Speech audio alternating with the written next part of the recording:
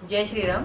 अब प्रभु श्री रामचंद्र जी की कथा में आगे है कि प्रभु श्री रामचंद्र जी आए हैं धनुष तोड़ने के लिए, और उसी समय माता सीता उनको देख करके सभी देवी देवताओं को मना रही हैं।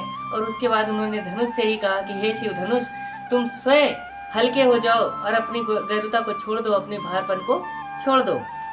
गिरा अगिल मुख पंकज रोकी, प्रगट न लाज निसाव लोकी, लोचन जल रह लोचन कोना, जैसे परम कृपन कर सोना। सीता जी के मुख रूपी कमल ने लाज रूपी रात को देख वाणी रूपी भ्रमर को रोक लिया। नेत्रों का जल नेत्रों के कोने में ही रह गया, जैसे कि किसी कंजूस का सोना कोने में ही गड़ा रह जाता है। सकची व्याकुलता बड़ी जानी, धर धीरज प्रतीत उरानी, तन मन बचन मोर पनु साचा, रघुपति पद सरोज चितु राचा।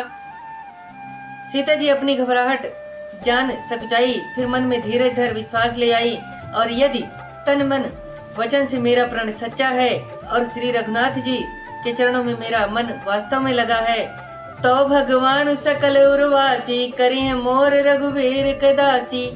जहि के जहि पर सत्य सनेहु, सोते ही मिले न कछु संदेहु। तो सबके हृदय में वास करने वाले भगवान मुझे रघुनाथ जी की दासी बनाएंगे। जिसका जिस पर सच्चा स्नेह होता है वह उसको ही मिलता है, इसमें कुछ संदेह नहीं है। प्रभु तन चितई प्रेम तन ठाना, कृपा निधान राम सब जाना। सियई बिलोकित क्यों धनु कैसे, चितौल गरुड़ लघु ब्याल ही जैसे। प्रभु श्री रामचंद्र जी की ओर देखकर प्रेम का प्रण ठान लिया। कृपा निधान रामचंद्र जी ने सब जान लिया, और सीता जी की ओर देखकर धनुष की ओर देखा, जैसे गरुड़ छोटे सांप को देखता हो, ऐसे प्रभु श्री रामचंद्र जी ने धनुष की ओर देखा। लखन लख्यों रघुवंश मणि, ताक्यों हर को दंड, पुलकी गात बोले बचन, चरण चापि ब्रह्मांड। लक्ष्मण जी ने देखा कि प्रभु श्री रामचंद्र जी ने शिव जी के धनुष की ओर देखा है, तो पुलकित हो पृथ्वी को चरणों से दबाकर यह बोले।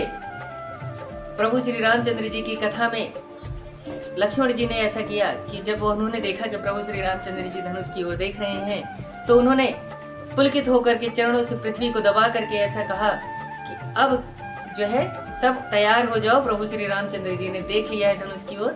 और इसी प्रकार प्रभु श्री रामचंद्र जी की कथा में बने रहने के लिए आपका दिल से धन्यवाद। जय श्री राम।